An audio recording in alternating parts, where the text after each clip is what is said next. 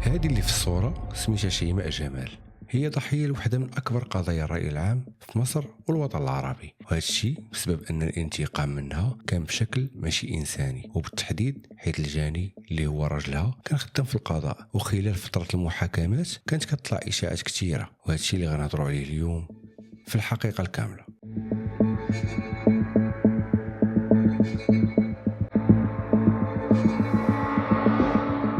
في 2016 شيماء جمال صحفية وإعلامية ناجحة، وعندها طموح أنها تكبر أكثر في مجال الإعلام. كانت منفصلة على بابات بنتها جنى هذه أكثر من 10 سنين، وبحكم خدمتها في الإعلام كانت كتلاقى في شخصيات عامة وشخصيات لها مناصب عالية في المجتمع، حتى تلاقات بأيمن عبد الفتاح محمد اللي كان خدام في القضاء، وكانت طلبات منه يتوسط لها في شي موضوع معين، وهو كان تعامله معها مزيان بزاف حيث في الحقيقة عجباته. ومن بعد شوية الوقت عرض عليها الزواج، ولكن هذا الزواج يكون بشكل عرفي، ومن بعد يتم الإعلان عليه بشكل رسمي. وهذا الشيء حيث أيمن ما كانش باغي مرته الأولى تعرف، وشيماء شافت أن ما كاين حتى مانع توافق مادام أن الزواج العرفي غيكون لفترة معينة، ومن بعد غيتحول لزواج رسمي. هذا الشيء من غير ان ايمن المنصب ديالو في الدوله كبير وعنده استثمارات خاصه كثيره كتدخل ليه مدخول مادي مزيان. وافقت شيماء على الزواج ووافقت على شروط ايمن، ولكنها لاحظت بعد فتره قصيره من الزواج ان ايمن كيخلف بوعوده مع اغلب الناس، فكان عندها شك انه ممكن يخلف بوعده وما يعلنش الزواج بشكل رسمي. وايمن خلال فتره الزواج الاولى كان باين عليه كيبغي الوحده وما كيبغيش الاحتكاك مع عائله شيماء نهائيا، كان ديما كينعزل بوحده في بيته غير يوصلوا عائله شيماء للدار. وكانت العلاقه بين ايمن وشيماء في البدايه مزيانه بزاف، ولكن بعد مرور عامين ايمن ما نفذش الاتفاق اللي قال عليه وما تمش الاعلان على الزواج بشكل رسمي، فشيماء طلبت منه يعلن الزواج رسمي وانه يبلغ مراته الاولى باللي هو مزوج شيماء جمال. ومن الواضح ان شيماء قدرت تحصل على دليل كيدين ايمن في اجراءات ماشي قانونيه او ماشي اخلاقيه. ايمن في نفس الوقت كان كيشوف ان طلبات شيماء طلبات مرهقه ماديا عليه بزاف، وانها كانت كتهدده طول الوقت انه الا ما اعلنش الزواج رسمي غتفضحه وتقول للناس كلها انها مرته، وتيتقال انها كانت كتهدده بالدليل اللي معاها اللي كان كيدين ايمن. وهنا ايمن بدا كيشوف ان شيماء في حد ذاتها تهديد لحياته مع مرته الاولى وتهديد لسمعته ومكانته الاجتماعيه، وبدا كيفكر كيفاش غيتهنى منها. وكانت الفكره الاولى ان شيماء تموت في قصيده، وطبعا تبان قدام الناس انها في الصدفه، لكن غير هذه الفكره دغيا حيت ما كانش باغي يستعان بحتى حد وكان باغي ينفذ كل شيء لراسو. الخطة الثانية أنه يقتلها بالسلاح المرخص اللي عنده، ويقول أنه فاش كان كينقي السلاح الشخصي ديالو خرجت قرطاسة منه بالغلط وقتلت شيماء، ولكن من بعد ما فكر شوية اكتشف أن هذه الخطة غتفتحه قدام كاع الناس، بالتحديد أنها إعلامية وهو في منصب مرموق، وبالتالي ملي غتوقع جريمة القتل الخطأ هذه كاع الناس غتعرف أن هذه مرته، وهكا غيكون هدف الخطة الرئيسي وهو يتهنى من شيماء ويتهنى من تهديدها ما غينفعش. فقرر أنه يغير حتى هذه الخطة ويبدا يفكر في خطة ثالثة.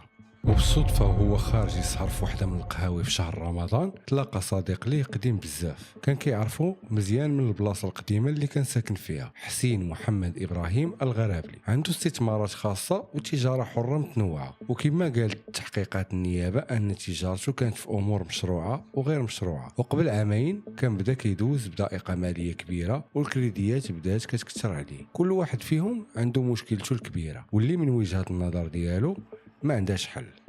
وكملوا جلسهم وبقاو كيفكروا في الذكريات اللي بيناتهم، وبداو كيهضروا على المشاكل الخاصه اللي عند كل واحد فيهم. وفي نفس الجلسه ايمن لاحظ ان حسين كيبغي الفلوس بزاف وعنده استعداد يدير اي حاجه في مقابل انه يحصل على فلوس باش يعوض جزء من خسارته. فعرض عليه ايمن مبلغ 2 مليون وعقد ملكيه لشقه سكنيه في سبيل انه يعاونه في التخلص من شيماء جمال. وافق حسين في نفس اللحظه وعرض عليه ايمن الخطه الاولى اللي فكر فيها، طوموبيل تدوز بالصدفه وتضرب شيماء وتقتلها، ولكن حسين رفض الفكره تماما وقال لي انه صعيب ينفذوها. واقترح حسين على ايمن انهم يستدرجوا شيماء لوحده من الشقق السكنيه اللي كيملكها ايمن وانهم يقتلوها ويدفنوها داخل الشقه، ولكن ايمن غير سمع الاقتراح رفضه حيت الشقه بسميته، ولكن حسين قدر يقنعه حيت هو خدام في القضاء فصعيب جدا شي حد يدير مع اي اجراء قانوني. فوافق أيمن على هذا المقترح وتحركوا هما بجوج لواحد الشقة كيملكها باش يديروا معاينة مبدئية قبل تنفيذ الجريمة. لكنهم اكتشفوا ملي مشاو أن كاينين كاميرات مراقبة بزاف موجودة في المكان، من غير أن الجيران اللي ساكنين حدا الشقة عددهم كبير وكيكونوا فايقين طول الوقت، فخافوا شي حد يشوفهم ويكون شاهد عليهم. حتى وصل أيمن وحسين للفكرة النهائية وبداو في تنفيذ الخطوات ديالها. أيمن كان عارف أن شيماء عندها مشكلة معاه، فقال لها أنه باغي يصالحها وأنه غيكتب فيرما كاملة بسميتها كادو منو ليها. وطبعا شيماء فرحات بهذه الخطوة. ومن بعد شي ايامات أيمن هضر مع شيماء وقال لها أنه صافي لقى الفيرما اللي وعدها بها، وأنه حجز تذاكر طيران لدبي باش يسافروا ويصالحها. هادشي كامل وشيماء كانت متيقة أيمن حيث كان كيتصرف طبيعي جدا. وقبل وقت السفر لدبي بنهار أيمن هضر مع شيماء وقال لها أنه غيدوز عليها في الدار باش يديها تشوف الفيرما، وطلب منها ما تقولها حتى واحد على قبل الحسد. وداز عليها في الدار في الصباح وركبت معها في الطوموبيل واتجهوا للفيرما اللي بلاصتها كانت بعيدة بزاف، وهذا الشيء كان بهدف يضمن أنها ما تعرفش تهرب وأنها تستغيث بشي حد ولا شي حد يسمعها.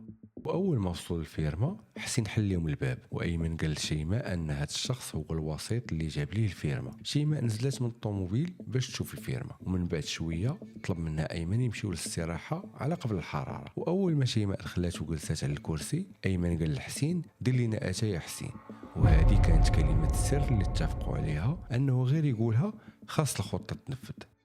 شيماء تفاجأت أن حسين كيشد يديها من اللور، وأيمن جبد الفردي وبقى كيضربها على وجهها وراسها أكثر من مرة.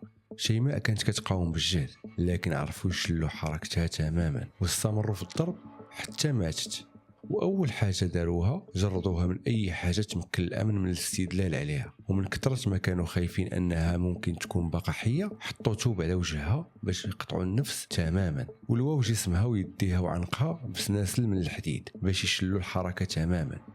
ومن بعد هزوها برا الاستراحة حتى وصلوا لبلاصة الحفرة اللي الغرق ديالها 3 متر. كانوا حفروها قبل الجريمة بيومين وحطوها وسط الحفرة. من بعد حلوا قرعة الماء القاطع ورماوها على جسمها بشكل عشوائي باش يمحيو أي ملامح ليها ويولي صعيب التعرف عليها. ومن بعد ردموا الحفرة ورجعوا للاستراحة، نقاو مزيان وتخلصوا من أي حاجة ممكن تكون دليل عليهم. وللعلم هذه الفيرما كانت مكرية لمدة عام، وكان الهدف من الكراء ديالها أنهم يقتلوا شيماء ويدفنوها فيها، ومن بعد عام يخليوا الفيرما وصعيب جدا شي حد يعرف يوصل لها. والفترة اللي خداوها باش يوجدوا لهذه الخطة شهر كامل قبل التنفيذ. ومن بعد ما كل شيء سالة أيمن كان عطى لحسين غير 300,000 من المبلغ المتفق عليه. وأيمن طلب من حسين أنه يغبر تماما على الأنظار وأنه ما يكونش بيناتهم تواصل نهائيا، وخلال الأيام غيحول ليه باقي المبلغ. في نفس الوقت أخت شيماء كانت كتسناها في الدار، حيت شيماء قبل ما تنزل طلبت منها توجد الغداء مع ديك 2:30 ديال النهار باش ترجع هي وأيمن ويتغداو مجموعين في الدار. لكن شيماء تعطلت بزاف على هذا الموعد وحاولت تتصل بها شحال من مرة ولكن تليفونها كان طافي. وتفاجأت أن جانا بنت شيماء قالت لها أنها اتصلت بأيمن اللي كانت كتقول ليه بابا باش تسول على شيماء، ولكن جاوبها في الوقت اللي كان كيقتل فيها شيماء، وقالت ليه أنها كتحاول تهضر مع ماماها ولكن تليفونها طافي. وهو جاوبها وقال لها أنه حتى هو حاول يهضر معها بزاف ولكن حتى هو تيلقى التليفون طافي.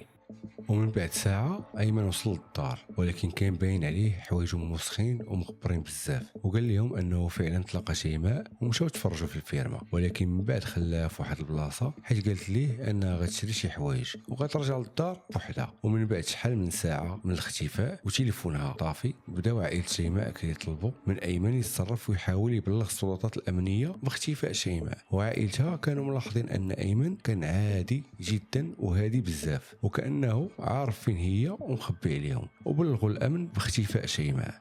في هذا الوقت حسين شريك أيمن كان مسافر باش يغبر تماما على الأنظار، وكان جالس في واحد البلاصة كيتسنى أيمن يحول ليه باقي الفلوس. وعرف بطريقته الخاصة أن أيمن كيوجد راسو باش يهرب برا مصر. وحسين حاول يوصل لأيمن شحال من مرة ولكن ما كانش كيجاوبه. وهنا حسين توقع الغدر من أيمن وأنه ما غيحولش ليه باقي الفلوس.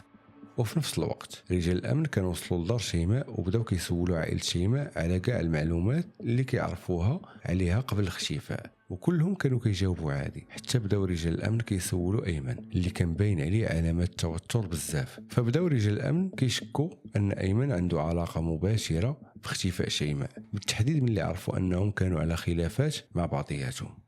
حتى بانت واحد المفاجأة، حسين رجع للقاهرة واتجه نيشان عند رجال الأمن وقال لهم أنه هو شاهد على قتل الإعلامية شيماء جمال، وأن المتهم الرئيسي هو رجل أيمن، وأن حسين ملي شاف أيمن كيقتلها خطفه وحبسه في مكان في الساحل الشمالي. وهنا ولا بلاغ رسمي كيتهم أيمن بقتل أو اختفاء شيماء. ولحد هذه اللحظة كانوا رجال الأمن والإعلام كيتعاملوا مع حسين على أنه مجرد شاهد. أيمن عرف داكشي اللي دارو حسين وقرر أنه غيهرب برا مصر، والأمن بلغ الجهات القضائية وتم رفع الحصانة على أيمن وشد في السويس متخفي في لباس خليجي وكان كيستعد باش يهرب برا مصر. وملي تشد اعترف بكل شيء وصدم الإعلام أن حسين ماشي مجرد شاهد وأنه شريك معاه في كل تفاصيل الجريمة. الأمن تحرك ووصل للفيرما وتم استخراج الجثة وبدات التحقيقات بشكل موسع، وصيفطوا الجثة للطب الشرعي. وبمراجعة كاميرات المراقبة قدروا رجال الأمن يشوفوا أيمن وحسين وهما كيشريو ماتريال الحفير من حدا الفيرما، وشافوهم وهما جايين للفيرما قبلها بيومين باش يحفروا الحفرة اللي غيدفنوا فيها شيماء وباش يديروا بروفا كاملة قبل تنفيذ الجريمة. والطب الشرعي أثبت وجود بصمات أيمن وحسين على حوايج جثة شيماء، هذا الشيء من غير وجود أنسجة من الجلد ديال حسين في ظفار شيماء، وهذا الشيء كان نتيجة مقاومة شيماء ليهم وهما كيقتلوها، واعتراف أيمن أنه دار هكا حيت كانت كتهدو طول الوقت. والأمن عرف أن شيماء كان عندها دليل كيدين أيمن أنه مرتشي. ومن بعد محاكمات طويلة وكل الأدلة كدين أيمن وحسين تم إصدار حكم الإعدام عليهم هما بجوج. الله يرحم شيماء جمال، ومهما كانوا مشاكل بين جوج ما كاينش شي حاجه في الدنيا كتستاهل ان شي حد يدير هذا الشيء في شي حد حتى ولو كان كيهددو. وواضح من الاول ان ايمن كان ماشي انسان طبيعي، هذا كان شيطان على شكل انسان. السلام عليكم.